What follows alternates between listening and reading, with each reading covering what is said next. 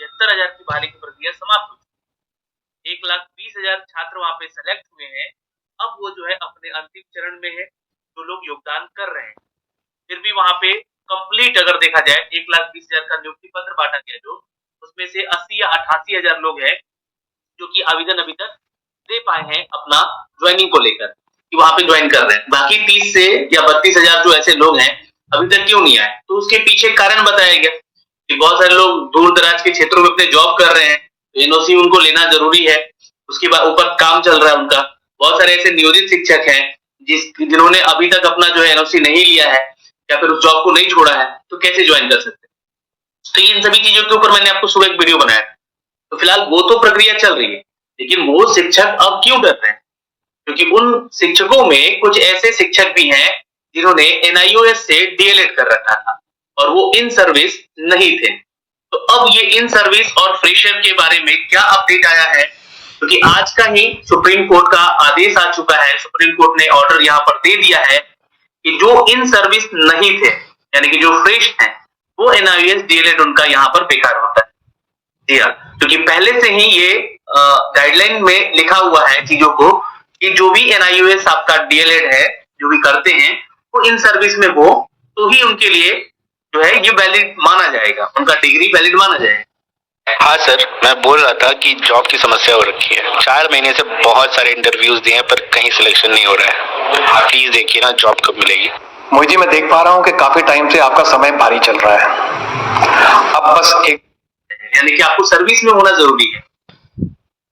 अब यहाँ पे चीजें बहुत ही ज्यादा कॉन्ट्रडिक्ट हो रही हैं कि वो छात्र पहले तो बाहर हुए बीएड वाले, कहां से? पीआरटी से। फिर अब यहाँ पर डीएलएड वाले भी छात्र बाहर हो रहे हैं, कहां से? तो पीआरटी से ही। अब ये समस्या यहाँ पर आ रही है, क्योंकि अपर पीआरटी में भी देखेगा तो डीएलएड वाले छात्र आवेदन करते हैं। बहुत सारे लोग जॉब नहीं करते हैं, लेकिन कहीं प्राइवेट वगैरह में टीचिंग वगैरह करते हैं, साथ ही साथ उन्होंने जो अपना जॉब करते करते डीएलएड कर लिया। लेकिन बहुत सारे ऐसे लोग भी हैं जो कि किसी अन्य संस्थानों में किसी अन्य तरह के जॉब में है और उन्होंने डीएलएड किया इस चीज को लेकर, तो वैसे लोगों को भी बाहर किया गया है। आपको मैं कुछ आदेश दिखलाने जा रहा हूं, उस आदेश को समझते हैं पहले हम लोग यहाँ पे, और इसके ऊपर क्या आदेश मतलब आया है, सुप्रीम कोर्ट ने क्या ऑर्डर दिया है और कहां तक ये चीजें वैलिड है और कहां तक यहाँ पे किनको बाहर किया गया है, ये सब कुछ आपको क्लियर हो जाएगा इस वीडियो में।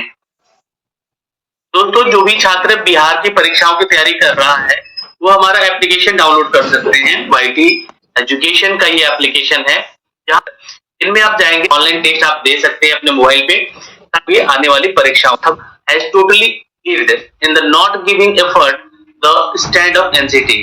अब यहाँ पर सुप्रीम कोर्ट ने, ये सुप्रीम कोर्ट का ही जो है आदेश है वो आपको दिखला रहा हूँ, और इसके पहले बिहार सरकार ने क्या बातें कही थी वो भी दिखलाऊंगा। तो इसमें उन्होंने कहा है ये टोटली जो है गलत है यहाँ पे कि आखिर एनसीटी ने क्यों नहीं ध्यान दिया इन सभी चीजों पे कि इसके आगे उसके भी जिम्मेवार में पीआरटी में जो कि इसमें, यानी कि यहाँ पर सीधे सीधे माननीय कोर्ट सुनाई आदेश तब दे जब उसका विशिष्ट रूप हो, तो 18 माह का पाठ्यक्रम है। केवल 6 जनवरी में जो उक्त पटना की अदालत को भी ये बोला है कि अब कोई पटना हाईकोर्ट जाकर फिर से अपील नहीं करेगा, इसकी बात यहाँ पे रख दी गई है। यानी कि ये साफ साफ यहाँ पे अब दर्शाता है कि जो भी एनआईओएस से डीएलएड किए हुए थे छात्र और वो इन सर्विस थे, है ना, इन सर्विस यानी कि वो कहीं ना कहीं जॉब में थे और उन्होंने 18 महीने वाला कोर्स किया, तो वो क्या होंगे? तो वैलिड होंगे,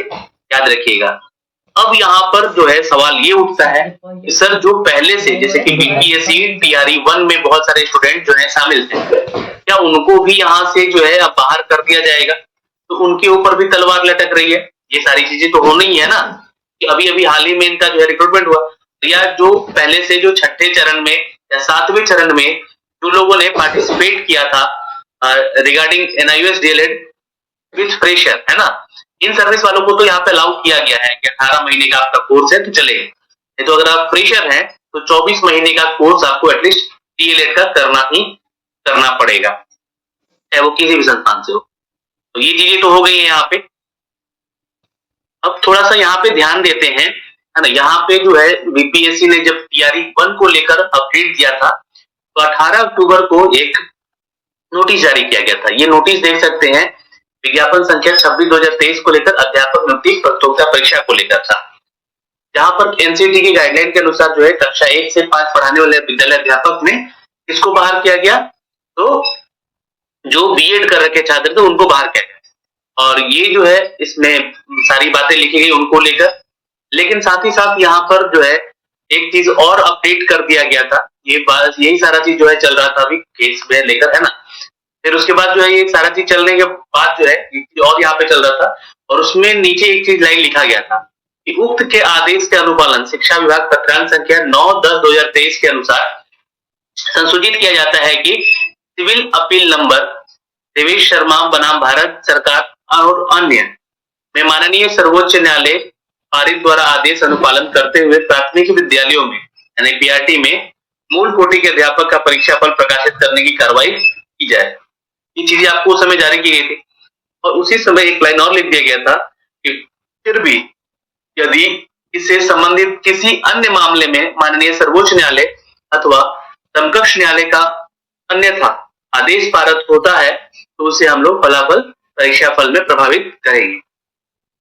तो देखिए यहाँ पे सिर्फ परीक्षा फल की बात की गई है, और एक चीज क्लियर कर दें यहाँ पे कि जो भी लोग बीपीएससी टीआरई 1 में, है ना, टीआरई 1 में सेलेक्ट हो चुके हैं उनके ऊपर कोई प्रभावित नहीं होगा। यहाँ पे सिर्फ और सिर्फ फलाफल परीक्षा फल की बात की गई है, यानी कि जो भी आपका रिजल्ट आएगा उसके ऊपर चर्चा।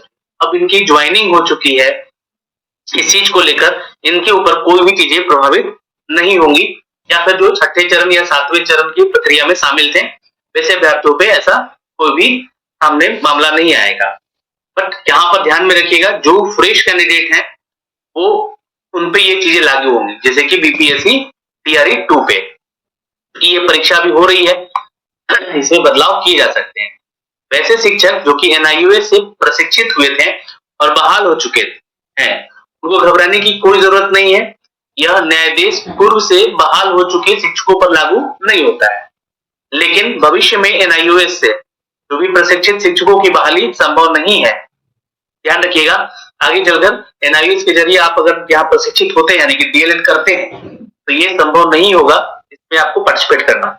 जो बहाल हो चुके हैं उनको टेंशन लेने की कोई दिक्कत नहीं है, लेकिन जो आगामी बहाली में जैसे कि अभी बीपीएससी टीआरई 2 चल रहा है ना, या फिर कोई भी अन्य राज्य में भी चल रहा है क्योंकि ऑल इंडिया के लिए आदेश आया है, उसमें शामिल होना चाहते हैं तो बहाली से अब बाहर हो चुके हैं। और सुप्रीम कोर्ट ने पुनर्विचार याचिका के अलावा कोई विकल्प नहीं है इसमें, और इसलिए बेहतर होगा कि किसी हाई कोर्ट में केस ना फाइल करके सुप्रीम कोर्ट का आदेश जो है पुनर्विचार किया जाए। इसी याचिका फाइल के कारण जो है विषय पर आप विचार करेंगे। तो ये आदेश आ चुका है फाइनली कि यहाँ पर आप लोग जो है अब कोई भी हाई कोर्ट नहीं जाएगा, क्योंकि मामला उत्तराखंड में, मामला बिहार में भी अब आया, तो अब कोई भी हाई कोर्ट नहीं जाएगा। जैसे पटना हाई कोर्ट ने यहाँ पे क्या किया था, पटना हाई कोर्ट ने भी यहाँ पे आदेश दे दिया था हमको कि आप लोग अप्लाई कर सकते हैं, किनको, तो जो फ्रेश कैंडिडेट है। लेकिन अब जो है फ्रेश कैंडिडेट को अप्लाई नहीं करना है, एनआईयूएस से जिन्होंने डीएलएड किया है वो इन सर्विस है तो यहाँ पे जो है अप्लाई कर सकते हैं। तो ये चीजें हैं दोस्तों, इस वीडियो के माध्यम से ये सारी जानकारी थी जो कि हमने आप तक साझा की है। और